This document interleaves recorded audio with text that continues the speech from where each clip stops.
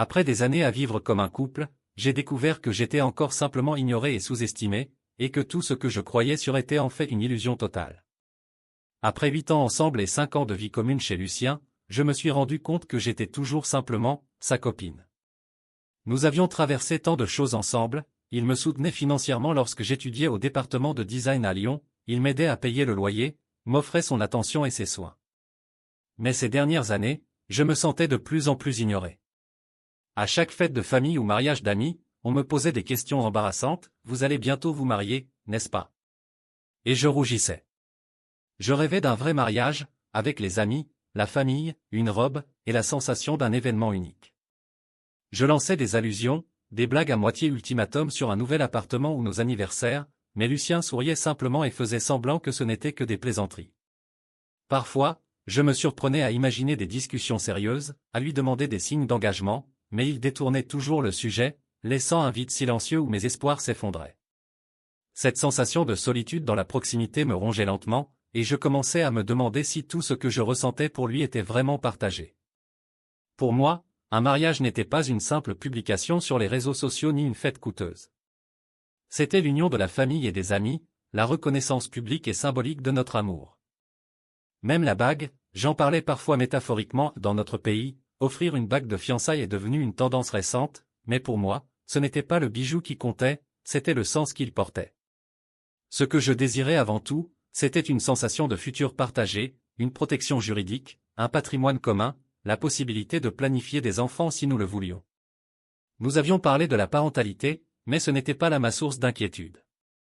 Je voulais une reconnaissance formelle de notre lien, une certitude que nous allions avancer ensemble dans la vie. Pendant des années, j'avais esquivé des conversations directes sur le mariage. Je laissais tomber des indices, des allusions subtiles, des plaisanteries sur les anniversaires ou le déménagement dans un appartement plus grand. Lucien souriait, acquiesçait parfois, mais il ne donnait jamais de réponse claire.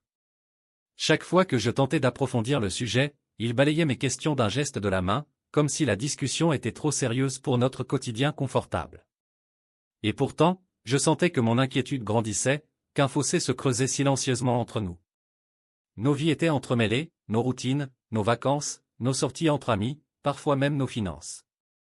Lucien prenait soin de moi de manière constante, payait le loyer, couvrir certaines dépenses quotidiennes, m'accompagner à des événements professionnels ou familiaux. Mais cette sécurité matérielle, bien que précieuse, ne comblait pas le vide émotionnel que je ressentais. Je commençais à me demander si nous partagions vraiment les mêmes attentes pour l'avenir. Chaque dîner où je tentais de parler de nos projets à long terme se terminait par un sourire indulgent et un changement de sujet. J'avais peur de pousser trop fort et de paraître exigeante, mais je savais qu'il fallait que je sois honnête avec moi-même. Il ne s'agissait pas seulement d'un rêve romantique, c'était une question de respect mutuel, de clarté, de sécurité et de planification de notre vie commune. Je notais mentalement toutes les petites frustrations, les promesses non tenues, les esquives subtiles, les invitations à « discuter plus tard » qui n'arrivaient jamais. Ces fissures, invisibles au début, se transformaient en crevasses, et je sentais que si je n'agissais pas maintenant, je pourrais rester coincé dans une relation qui semblait parfaite en surface mais fragile à l'intérieur. Un soir, après une longue journée de travail, je m'assis dans notre salon silencieux et je pris une décision. Il fallait parler franchement, poser des mots sur ce que je ressentais, sur ce que je voulais réellement, une union officielle, des engagements clairs, un futur partagé. Pas pour contrôler, pas pour contraindre, mais pour me sentir vu et respecté dans mes attentes. Cette conversation, je le savais, pourrait changer notre relation pour toujours.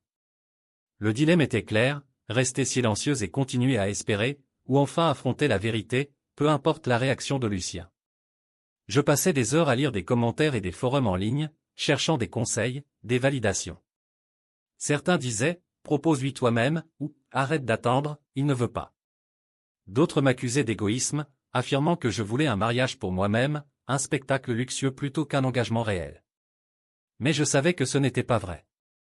Mon désir était simple, partager la joie avec les personnes qui nous étaient chères, célébrer notre amour, et non organiser un spectacle pour impressionner ou satisfaire les standards des réseaux sociaux. Je réfléchissais à ces avis, tentant de séparer le vrai du superflu. Certaines voix me conseillaient d'éviter tout ultimatum, de privilégier une conversation honnête et ouverte. Et c'est exactement ce que j'avais essayé de faire pendant des années. Nous parlions souvent de notre vie quotidienne, de nos finances, de nos projets de voyage, même de la parentalité, mais chaque fois que j'abordais le sujet du mariage, je restais sur le ton de la plaisanterie.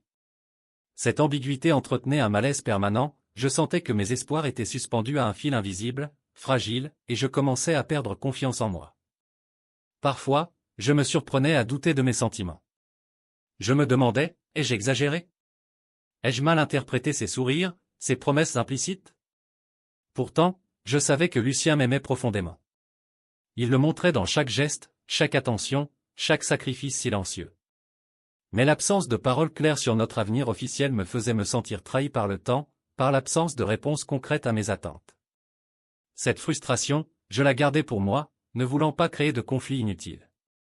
Un après-midi, alors que je feuilletais des photos de nos voyages, j'ai senti un mélange étrange de colère et de tristesse. Chaque image me rappelait des moments de complicité, mais aussi cette sensation persistante que notre relation n'avançait pas vers ce que je désirais le plus. Les forums en ligne devenaient à la fois un refuge et un piège, d'un côté, ils validaient mes sentiments, de l'autre, ils amplifiaient mes doutes et mes insécurités. Et puis, un soir, après une conversation anodine sur nos projets de week-end, j'ai osé poser la question directement. Non pas avec colère ou pression, mais avec calme et sincérité. Je voulais savoir s'il partageait réellement mon désir d'un engagement formel, ou s'il se contentait de l'instant présent, satisfait de notre quotidien confortable. Lucien m'a regardé avec son sourire tranquille, cette expression douce qui m'avait toujours rassuré, et il a dit, « Tu sais que je t'aime, n'est-ce pas ?» Mais il n'a pas ajouté ce que j'attendais, un plan concret, un engagement clair, un pas vers notre futur commun. Ce silence pesant, cette absence de réponse définitive, c'était le premier vrai coup porté à mes illusions. Je ne pouvais plus ignorer la fissure qui s'élargissait dans notre relation. Et malgré mon amour pour lui, malgré toutes les preuves tangibles de son affection, je sentais que quelque chose devait changer.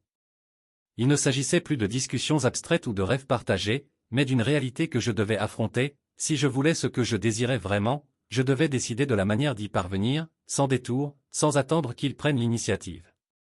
Cette prise de conscience était à la fois terrifiante et libératrice. Je comprenais que l'amour seul ne suffisait pas toujours pour bâtir un futur solide. Il fallait du courage, de la clarté et une volonté de fixer des limites et des attentes. Et ce soir-là, j'ai décidé que je parlerais enfin avec franchise, que je mettrais carte sur table, quelles que soient les conséquences. Il y a 4 ans, nous avions traversé des moments difficiles, Lucien doutait de l'avenir, et moi, je m'inquiétais sans cesse. Nous avions travaillé sur notre relation, appris à communiquer, à comprendre nos besoins respectifs. Aujourd'hui, la dynamique avait changé, mais les anciennes tensions laissaient encore des traces dans nos échanges. Lorsque j'ai de nouveau abordé le sujet du mariage, Lucien m'a écouté avec politesse, son expression calme et rassurante, mais il ne donnait jamais de réponse directe. Chaque mot que je prononçais semblait glisser sur un mur invisible, je voyais son attention, mais je ne voyais pas d'engagement clair. La frustration montait en moi. J'ai repris mon ultimatum concernant l'achat de l'appartement, je n'achèterai pas cet appartement si nous ne sommes pas mariés. Lucien a acquiescé, simplement, avec son sourire tranquille. Mais en dépit de son accord, je ne pouvais me débarrasser de mon inquiétude. Nous n'avions pas encore d'enfants, et ce choix n'était pas une priorité immédiate. Pourtant, cela amplifiait mon dilemme intérieur, pourquoi le mariage officiel me semblait-il si essentiel, alors que notre quotidien était déjà construit sur la confiance et l'amour? La question résonnait en moi, plus forte à chaque silence de sa part. Chaque échange, chaque tentative de discussion sur notre avenir, devenait un test de patience et de courage. Je repensais à toutes les occasions où j'avais laissé passer mes inquiétudes, craignant de mettre Lucien sous pression. Mais cette stratégie n'avait fait qu'accumuler le stress et l'anxiété à l'intérieur de moi. Les jours s'égrenaient, et l'ombre de l'incertitude s'étendait, me rongeant lentement. Je savais que si je ne fixais pas de limite claire, je risquais de rester coincé dans un état de flottement éternel. Alors, ce soir-là, j'ai décidé de ne plus contourner le problème. J'ai mis les cartes sur table, exposé mes sentiments avec franchise, sans colère mais avec une fermeté nouvelle. J'ai expliqué pourquoi le mariage représentait pour moi plus qu'une cérémonie, un engagement formel, une sécurité juridique, la reconnaissance sociale de notre couple, la possibilité de planifier un avenir commun. Lucien écoutait, mais ses réponses restaient vagues, prudentes, presque protectrices, comme s'il craignait de briser l'harmonie que nous avions construite. Face à ce silence prudent, j'ai senti ma détermination croître. Je ne cherchais pas à le contraindre, mais à clarifier nos intentions et à mettre fin à cette incertitude qui me pesait depuis trop longtemps. Chaque mot que je prononçais était un pas vers l'affirmation de mes besoins, une façon de montrer que l'amour ne suffisait pas toujours, il fallait des actes concrets et des décisions claires. La conversation a duré des heures, alternant moments d'espoir et d'angoisse. À un moment, Lucien a proposé des compromis, des solutions partielles, mais je sentais qu'aucune d'elles ne garantissait réellement l'engagement que je cherchais. C'est alors que j'ai compris que la véritable escalade n'était pas dans les mots échangés, mais dans la décision intérieure que je devais prendre, rester dans l'attente d'une promesse implicite, ou exiger enfin ce qui était juste pour moi, coûte que coûte. Le calme de Lucien, habituel et presque apaisant, contrastait avec la tempête qui grondait en moi. Je sentais que la situation atteignait un point de rupture, il fallait agir, prendre position et établir les limites de notre futur. Cette conversation, aussi difficile soit-elle, marquait le début d'une étape décisive, celle où je cessais de céder à l'incertitude et où je revendiquais, avec clarté et détermination, ce que je méritais dans notre relation. Une semaine avant notre voyage en Provence, j'ai décidé qu'il était temps d'aborder la question du mariage de manière ouverte et sincère.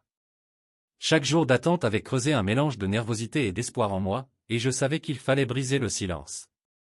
Dès que le sujet est venu, Lucien a d'abord essayé de détourner la conversation, de plaisanter ou de minimiser mes inquiétudes, et j'ai senti mon cœur battre plus vite. Mon anxiété montait, un mélange de peur et d'excitation. Mais puis il a respiré profondément et m'a regardé dans les yeux. « J'ai une surprise pour toi », a-t-il dit doucement. À ce moment, quelque chose s'est déplacé dans l'air entre nous, un poids invisible s'est levé. Je me suis souvenu de toutes les fois où il m'avait dit, parfois avec un sourire en coin, qu'il voulait se marier, mais sans jamais donner de détails. Cette fois, ses paroles avaient une certitude, une intention claire. Mon cœur s'est apaisé un peu, mais l'attente n'était pas finie. Nous sommes partis en Provence, dans notre lieu préféré, ce petit village avec les ruelles pavées et les champs de lavande qui semblaient nous appartenir à nous seuls. Tout avait été soigneusement préparé pour que chaque instant me fasse sentir spécial, unique, reconnu. Lucien m'a emmené sur un sentier que nous avions déjà arpenté des centaines de fois, mais cette fois, le paysage semblait différent, chargé de promesses et de magie. Puis, il s'est arrêté, a sorti une petite boîte délicate et m'a demandé de m'agenouiller, non pas lui, mais moi, me donnant la place de l'actrice principale de ce moment tant attendu. Mes mains tremblaient légèrement tandis qu'il ouvrait la boîte et que je voyais la bague scintillante, simple mais élégante, parfaitement à mon goût. Tout dans ce geste respirait l'attention et l'amour silencieux qu'il m'avait toujours porté. Lucien a posé la question, doucement, mais avec une conviction tranquille, « Veux-tu m'épouser » Le monde semblait s'arrêter autour de nous. Les champs de lavande, le chant des oiseaux, la lumière douce du soleil couchant, tout prenait un sens nouveau. Je n'avais pas eu besoin de demander, de supplier, de créer des ultimatums. Tout avait été anticipé, pensé, pour que je me sente aimé et vu. J'ai dit oui, et à cet instant, une vague de soulagement et de bonheur m'a submergé.